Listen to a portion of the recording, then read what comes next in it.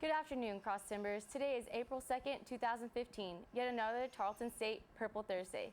This is Texan TV News from Tarleton State University campus in Stephenville, Texas, and I'm Megan Andrews. And I'm Sean Hargrove. In campus news, parking on campus is about to get worse. Next week, the biggest and most used parking lot on campus will be closed as the university begins construction of additional student housing.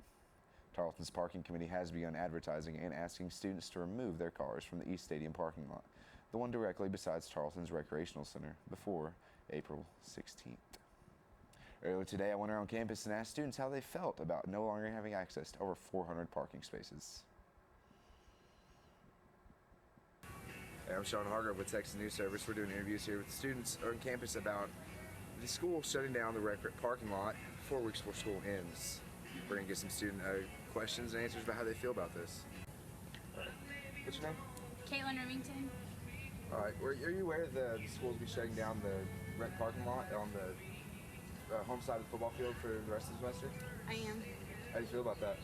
I think it's really inconvenient. Towards the end of the year, things get really hectic, getting on and off campus and having to do things. So it's really inconvenient. I don't really appreciate it. I mean, we pay to go here to have parking, to have that availability, and with not having it, it's going to be really difficult. So do you think they should have waited until the summer to start these construction plans and shutting down parking lots? Oh, absolutely. I think that would have caused a lot less stress for the students towards the end of the year. I think it would have made everything go a lot smoother, but I mean, that's just me. Do you have any idea where people are going to park? I mean, I feel like people are just going to have to walk a lot. So, you know, it's getting hot. It's not about it. Thank you. You're welcome. I'm doing pretty good. How are you? What's your name? Kyle Williams. All right, so are you aware that they're shutting down the rec parking lot for the rest of the year? Yes, sir. I was aware of that. How do you feel about that? You know, I feel like I have to walk to class a lot, and it's kind of convenient being able to walk to the rec, just being right there. So I'm not sure what their plan is for a new parking lot, but I heard that they're kind of implementing that pretty soon, or they had plans for another parking lot. So I'm not really sure what I'm going to do. Okay. So do you feel like Mo, you live on campus, right? Yeah. All right. So did you hear about them taking away the rec parking lot for the rest of the year? Yeah. How do you feel about that? It's crazy. Parking's already a hassle. We ain't got no parking. Getting tickets every day, every other day, trying to park. Need more parking. So where do you think you're gonna park now? I don't know. I gotta find somewhere to park now. Probably get a parking ticket almost every other day out the week now. I don't know. Yeah, too many crazy. So finals coming up, everything stressful. Yeah, everything's stressful. That's just added more stress on top of that. All right, man. Thank you. Yeah. With Amber? all right, and you work for the. You're one of the carts on campus. How do you think that the rec parking lot closing is gonna affect your job? I think we're definitely going to be busier. We're going to drive more people from the back parking lot into campus. Have y'all kind of had meetings about this, like what y'all's policies are gonna change?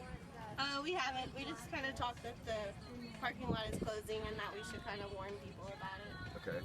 So you think it's gonna add like more trouble to your job or just more work? I'm really not sure. I just really think that we'll drive more people, which is good for the shuttles to get more business. Okay. Set the interviews with the students here on campus. As you can see, no one very happy about one of the biggest parking lots on campus being shut down. So we'll see what happens in the following weeks. The parking lot will be shut down for construction for the remainder of the school semester. Parking officials say students should use lots near the TSU baseball and softball fields. The shuttle service will run every 15 minutes to ferry students across the always busy Washington Street. And also, the west side of the football stadium, parking lot P20, will be available for student parking as well. Sounds like parking is going to be a nightmare next week. Well, it's a good thing I have my moped. Yeah, I can see that. That's a great picture of you. I guess I'll just have to ride on the shuttle system.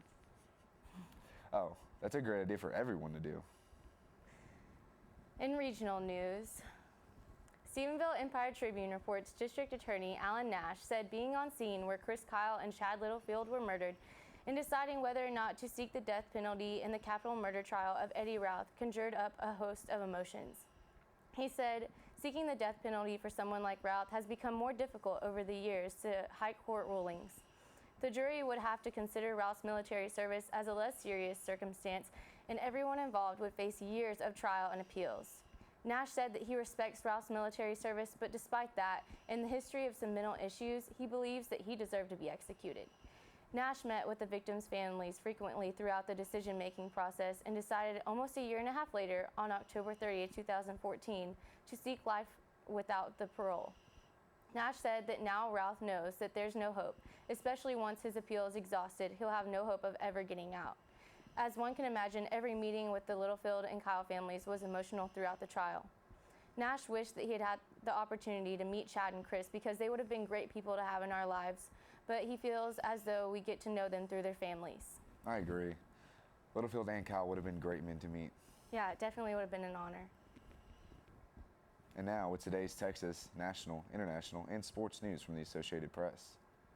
In Texas news, a South Texas traffic stop has led to the seizure of 2 tons of marijuana worth nearly $24 million. The drugs were found inside a pressure washer system being towed on a tractor-trailer rig on US 83 near Roma in far South Texas.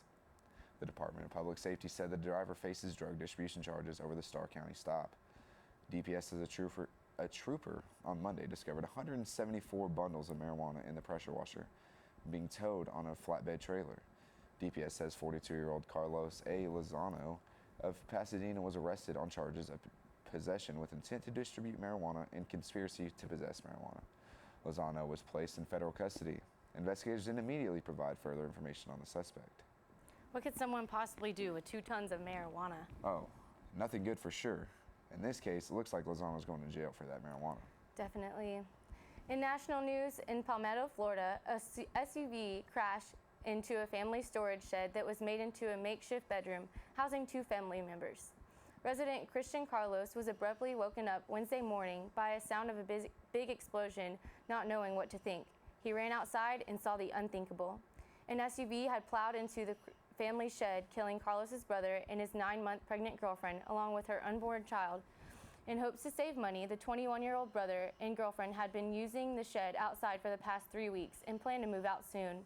Carlos's home is in a row of trailers closest to a busy road. Park owner Chrissy Jackson said that she's owned the property since 2010 and that Wednesday's crash was a first. Police Chief Scott Tyler said in 20 years of police work, he's never seen a crash like this. The SUV had been heading north on US 41 when it crossed the median into the southbound lanes before it crashed along the east side of the mobile home park. Carlos said that he noticed that the driver was dazed and did not know what was going on after.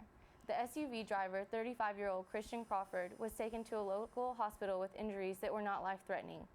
Officials said that he consented to a drug and alcohol test. This is really unfortunate to hear. Yeah, it definitely is. I feel bad for the family.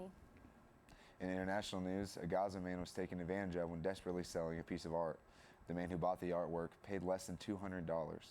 After the Gaza man asked for the art back, the buyer refused, saying he needed to protect it.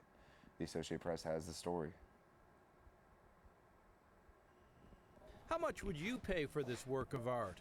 It's called Bomb Damage, created by British graffiti artist Banksy, showing a Greek goddess cowering against the rubble of a destroyed house.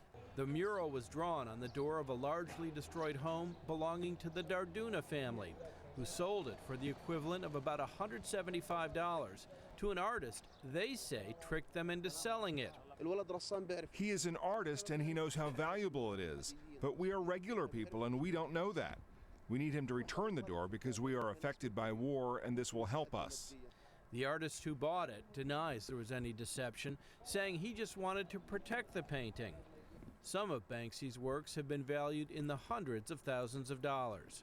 Ned Barker, The Associated Press. In recent sports news, the NCAA men's basketball tournament enters the Final Four this weekend amid several lawsuits that aim to increase players' compensation for college athletes. The Associated Press has the latest. Finishing touches underway for the NCAA men's basketball Final Four. And amidst the layups and dunks this weekend will be some big money. March Madness generates over $770 million each year for the NCAA in broadcasting deals. And yet, hardly any of that goes to the athletes. I just think the millions of dollars, I think college athletes should be compensated a little bit for that. I think that would be my opinion. Basketball program, we make a lot of money, and maybe are we getting fairly compensated? maybe not. The idea of player compensation or paying college athletes has been debated for years as men's football and basketball have become financial juggernauts. But now is starting to make a bit more noise. College sports, and not just basketball, but football as well, could be a lot different in the next few years. Last year, the 5 biggest conferences were given autonomy to pass their own legislation, and in January voted to increase the value of athletic scholarships by several $1,000s to cover the actual cost of attendance. Numerous lawsuits are also now in the works. One involves former UCLA forward Ed O'Bannon, who was surprised to see a likeness of himself in an EA Sports video game, but never got paid for it. I thought it was wrong. I thought how someone can take your likeness and sell it without not even calling you and asking you for your permission. When you're starting to make profit off us that much and make our image and likeness and everything like that, I mean, that's pretty much you're using us at that point. In O'Bannon's case, which is currently under appeal, a judge ruled that only football players and men's college basketball players were entitled to any financial compensation, opening a debate over Title IX, the law that mandates gender equality in all aspects of education, including sports. You're going to have to pay everybody. And with Title IX, anything that the male athletes get, the female athletes are going to have to get. So now you're going down and you're creating payrolls that schools just can't match. But some critics say many college athletes are already getting something immensely valuable, a free education.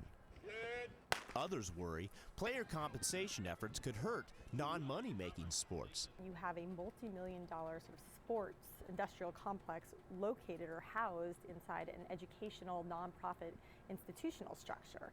And so we're sort of trying to round a square peg, and I'm not sure it's going to work. One gender's not better than the other. Fans of women's basketball say they don't expect a slice of the revenue pie anytime soon. I think money talks, and women's teams are not bringing in the same money as the guys are, so there's, that's the way it is. The people with the money make the rules. For men and women, any tangible changes to player compensation are still a long ways away. Until it gets the approval of the presidents of the universities. They're the ones that are going to make the decisions. They're the ones that are going to move it. So until they come up with a plan of how they want to handle it, I think it's going to stay in this limbo area, and it's going to be a difficult problem. In the meantime, players like Xavier's Matt Stainbrook, how are you guys doing? Trying to make ends meet. So I have some student loans and stuff to cover. Driving an Uber taxi when he's not driving towards the basket. David Bruns, The Associated Press. And now Ashley Ford with today's weather.